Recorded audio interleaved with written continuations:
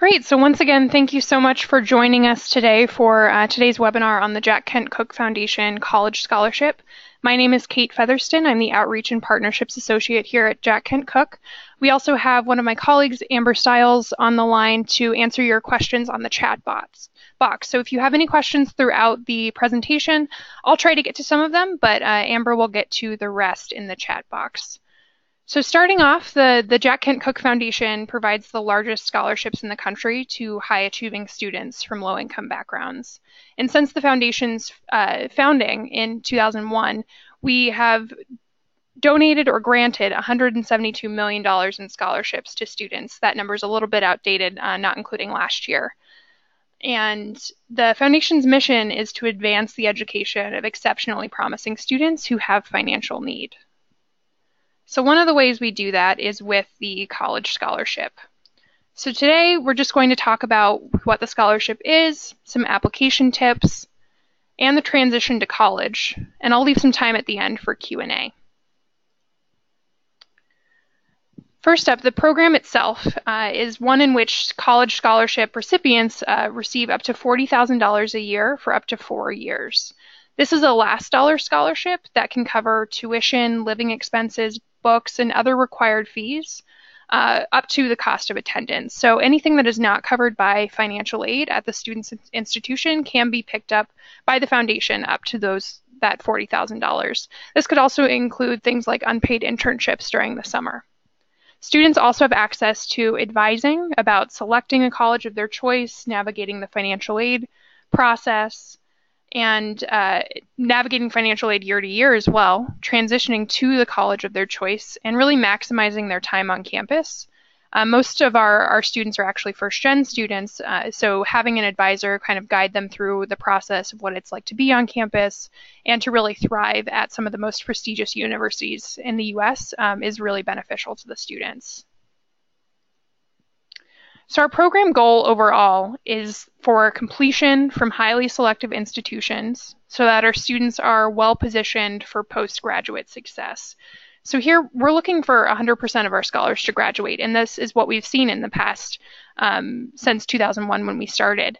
We're also looking at students who are able to go to highly selective institutions, and our students do graduate from the Ivies, small liberal arts schools, great research universities around the US. And this is because we believe that attending a highly selective institution and completing it makes our students well positioned to gain the knowledge and skills, the network that they need to succeed in postgraduate opportunities. We also want them to be able to take advantage of opportunities afforded to them at these highly selective institutions beyond the classroom, such as internships, research, leadership, engagement, and service. And our program is uniquely positioned to offer these for our students, both financially, but also through our advising process. In addition, all Cooke scholars, once selected, are eligible to apply for our graduate school scholarship, which is good for funding of up to $75,000 after they complete their college degree. Students who decide to attend graduate school within 2 years of receiving a bachelor's can apply for this $75,000. That's good for the duration of their tenure in graduate school. The scholar community is also one that's very unique. We have a community and network of scholars that span the country and globe. Many Cooke scholars currently attend and thrive at the nation's most competitive colleges and universities, like I mentioned before. We also have currently have over 1,000 Cooke alumni, and these students and former students are around the US and the world. Additionally, this gives our scholars an opportunity to connect with other scholars at their college or university and also in their field. It's a great opportunity for students to really connect about postgraduate opportunities with the scholars that they meet at events like the Scholars Weekend. And this picture over here is kind of a picture of what you might see at a typical Scholars Weekend. It's a gathering like none other. There are over 400 Cooke scholars and alumni that we bring together annually in July or August to celebrate the new scholars, to welcome them to the Cooke family, and share amazing academic leadership and service experiences. Students get to hear from each other, from speakers that we bring in. We also bring in some colleges and universities to have a college fair. Last year we had a 1-to-1 ratio of young scholars to colleges and universities, which was pretty unique, going to a college fair where there was one college or university for every student. This experience is all expenses paid, travel, food, and lodging, and it's an amazing experience for new and current scholars to create community and learn valuable leadership skills. But it's not the only time during the year that Cooke scholars will be able to connect with each other. We have a vibrant online community, as well as a program called Thrive Together, in which we try to connect scholars on the same campus to make sure that they are connecting with one another and taking advantage of the opportunities that their campus provides.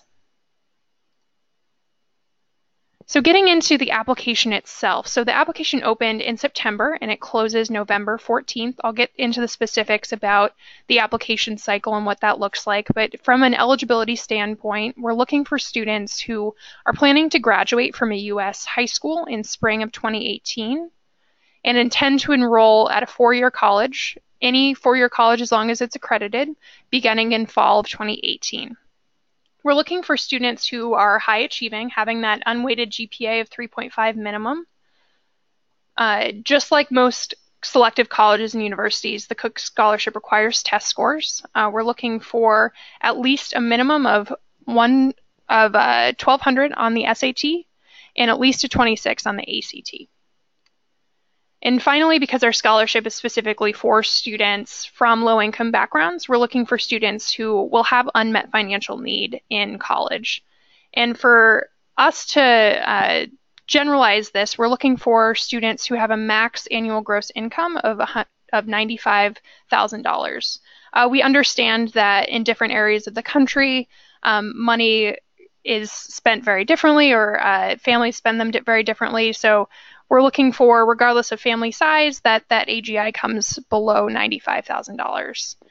And just to give you an idea of what our applicant pool looks like in terms of financial need, most of our applicants and semifinalists will be Pell eligible. And the average household income for our selected finalists last year was around $35,000. Just to give you an idea as educators what we're looking for in a student. So the application team, the application is pretty extensive, and we're looking for the applicant or the student to do most of the application, but we do require components from the parents or guardians with a parent form, academic recommenders, and a principal or guidance counselor form. So as soon as students start their application online, the first thing they should complete is submitting these names and emails. They come up first on the application.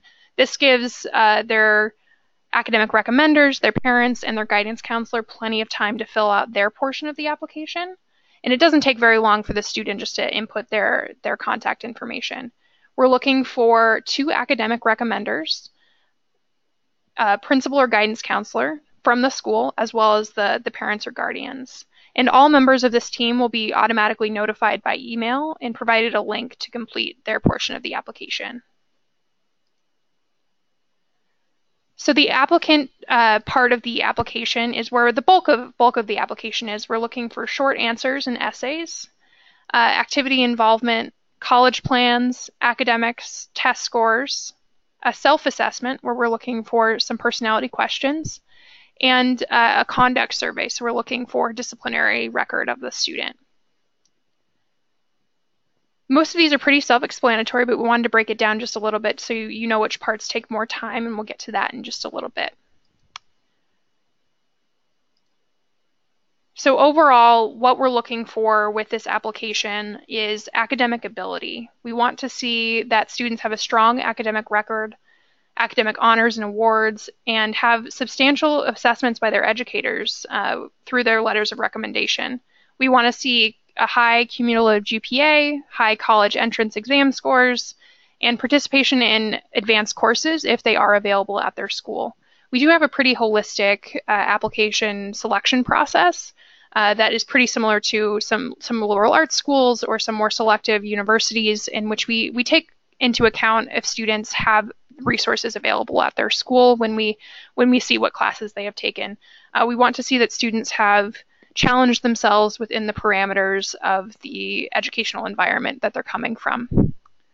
We're also looking for that financial need component, which I mentioned before.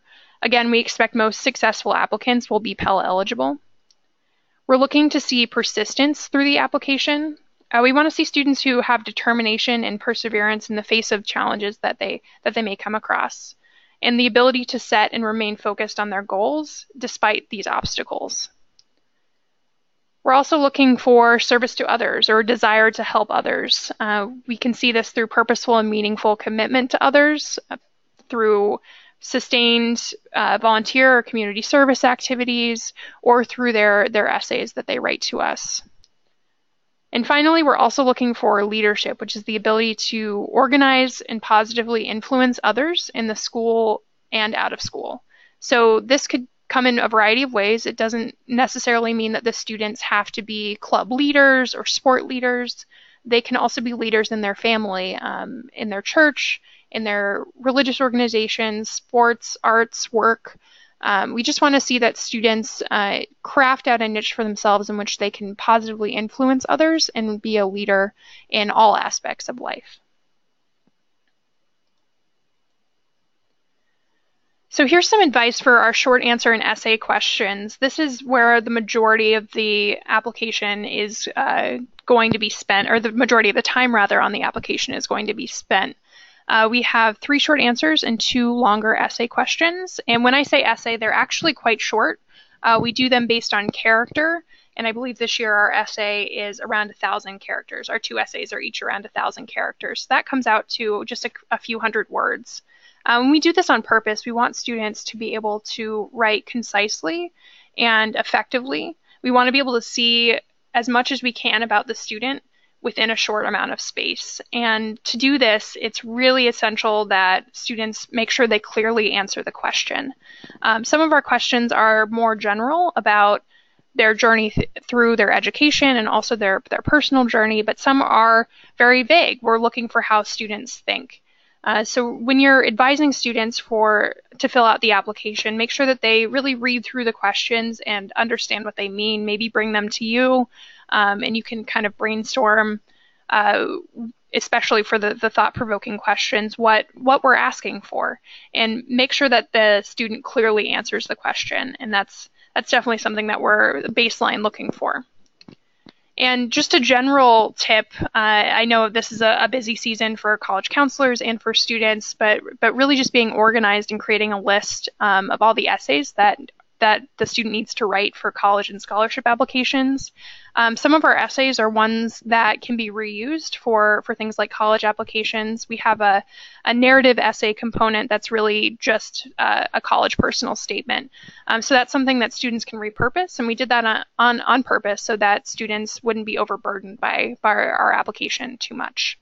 We're also looking for students to be honest and open, but to remain positive. We want to see that persistence piece, that students are really taking the experiences they've had and running with them and learning from them. And finally, we're looking for feedback from 1 or 2 readers. We really want it to be polished and proofread. And a good thing to note is that a lot of students have really polished essays, but maybe in their activities section when they're writing about a club they participated in, their writing is less than stellar. This is something that definitely to look for and to proofread. The essay and short answer sections are not the only sections in which we're judging the student's writing. Okay, and here is the parent form. Basically for the parent form, it's an online form, and we're looking for general information about the household size, the employment and education background of the student's parents, and general info on the student. Something that the parent could tell us about this student's personality and that we wouldn't necessarily get from the application. But primarily we're looking for financial information. Depending on the student's family situation, you may have one parent or guardian completing the form or both. And as the parent, please be sure that you're reading through the instructions closely as you complete this form, especially when we're thinking about taxes. So for 2016, this past tax cycle, we're looking for all the forms, including 1040s and W-2s, as well as all schedules and attachments. And the application does request that all of these documents are in one PDF document instead of being in separate ones. So if you have any problems with that, you can definitely contact us, reach out to us at scholarships@jkcf.org, and we'll have somebody get back to you with some technical support on that. But usually there are services online that can combine PDFs into one. And additionally, we're looking for taxes from 2014 and 2015. So we're looking pretty far back. We want to see financial information from the past 3 years. But for 2014 and 2015, we're just looking for the 1040 forms. We don't need schedules or attachments. And these will also be in one PDF.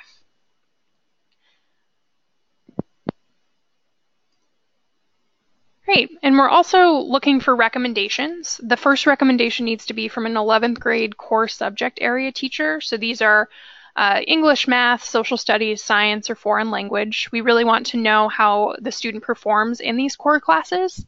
And the second recommendation can be from any other teacher from high school. But we do encourage students to choose a core subject teacher unless the student has a particular talent in a non-core subject. We've seen pretty strong recommendations from students who are very interested in music or in art. And if the teacher can speak very strongly to the student's academic abilities as well as their achievement and their life outside of high school, that's something that we're definitely looking for, so that's perfectly fine.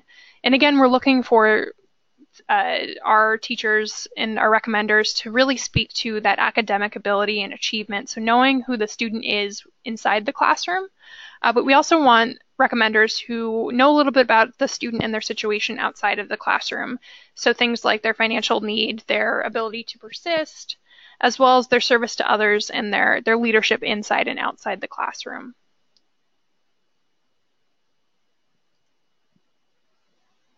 So this is what the recommender form looks like when you get an email from us that says that a student has selected you as a recommender. It will take you to this page. So it's a really brief application assessment, but we're really looking for quality assessments here. Specifically, we're looking how well does the student work with others as a listener, a collaborator, an organizer, and how do they motivate other people? So this is that leadership portion that we're really looking for. And then the final question is probably more of a traditional letter recommendation, but we're looking to understand how the student interacts with others and their leadership qualities. So this would be a great time to mention anything that you think is relevant to the student's application that you think could really help them. And we advise students to be very thoughtful about choosing their recommenders because we want them to provide both thorough and positive responses. The school profile is pretty similar to other profiles that colleges and universities request from the guidance or college counseling offices. And this should be completed by a counselor or an administrator. So this is just basic information such as the school name, address, and CEEB code.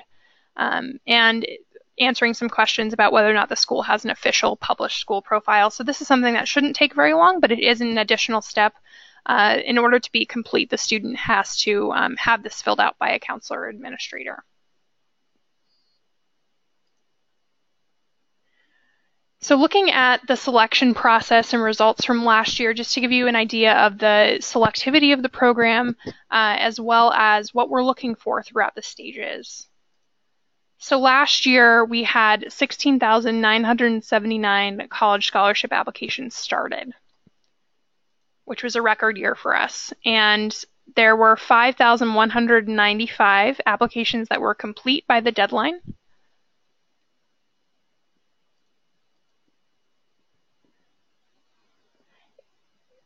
This was then scored using our algorithm. Our algorithm looks at things like GPA, grades, test scores, honors activities, a self-assessment, recommender ratings, and the parent financial data. Through the algorithm, we then get to our semifinalists. So students who pass through the algorithm get sent to our readers. So our readers are made up of outside readers from colleges, universities, as well as the high school side. We typically get professionals from the admissions space to come in and read for us. So we do this to make it as holistic and as non-biased as possible. So we're always getting new readers from around the country who have a really interesting perspective on what selective universities are really looking for in students. And these folks will look at the essays, the short answers, the things that our algorithm cannot assess very well. And finally, through all of this, we got it down to 70 2017 college scholars.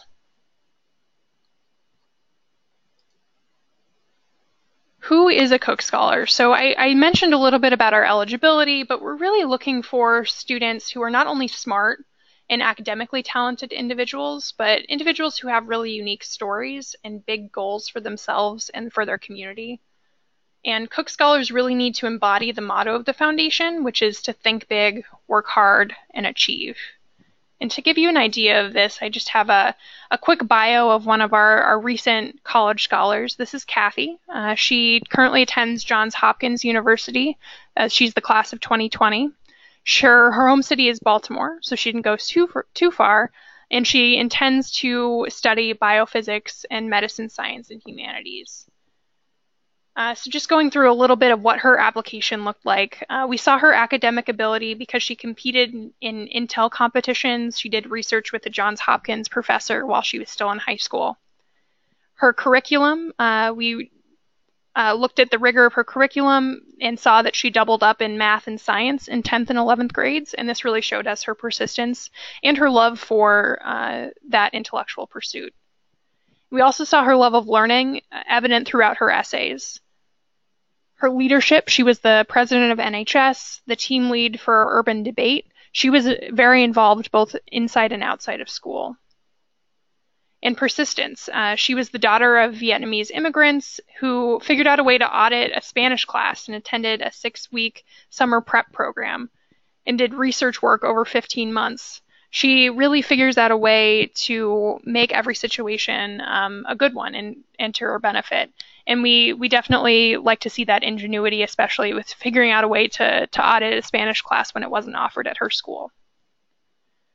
She also displayed service when she tutored non-native speakers at a local immigrant services center. So Kathy is definitely a superstar, but she is not unique in our application pool. So we're definitely looking for students like this who we can definitely see will have a positive impact not only on their college campus, but also on their greater community once they graduate. So looking at the timeline, I mentioned this a little bit earlier, but our application opened September 14th, and it's been online since then. It closes Tuesday, November 14th at 12 p.m. noon Eastern Time, and this is a hard and fast deadline, and all of the application materials need to be in at that time.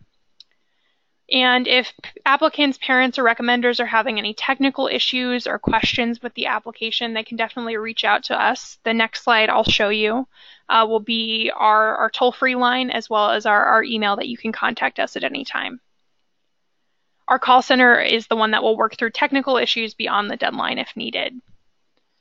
In February of 2018 is when our semifinalists are notified by email. So from November to February is when that algorithm selection process that I talked about before is happening, as well as our outside readers coming in to analyze our application pool. And then in April of 2018 is when we notify our finalists. And this is, we try to notify them as early in April as possible because we know they're coming up on that May 1st deadline for many schools to solidify their enrollment for the next year. So we want to have them be able to have a month in which they can work with their Jack Kent Cooke advisor as well as their counselors at their school to really factor in the foundation award into their decision about where they'd like to spend the next 4 years. Okay, so if you need any additional help or info about the application, you can reach us at our toll-free number here. Our call center is available Monday through Friday at normal business hours Eastern Time. And you can also email us anytime at scholarships@jkcf.org. I'll be on the line for the next 10 minutes or so to answer any questions that you have. We will also create a recording of this webinar that we'll send out to all of you. So don't worry if you missed something earlier. But if you have any questions, please let me know. Thank you for attending today.